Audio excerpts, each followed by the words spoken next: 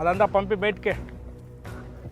అయ్యగారు నిన్న రాత్రి నుంచి మీ వాళ్ళు నా పొలంలో గుంతులు తవ్వి ఉసుగు మొత్తం తోలేశారు అయ్యగారు. నా పొలం వ్యవసాయం చేసుకోవడానికి కూడా పనికి రాకున్నట్టు అయిపోయింది అయ్యగారు. అవునరా, నేనే చెప్పిన ఎత్తమని. ఇప్పుడేమి ఏం చేసుకుంటావు? నీ ఇష్టం వచ్చిన వాళ్ళు చెప్పుకోపో.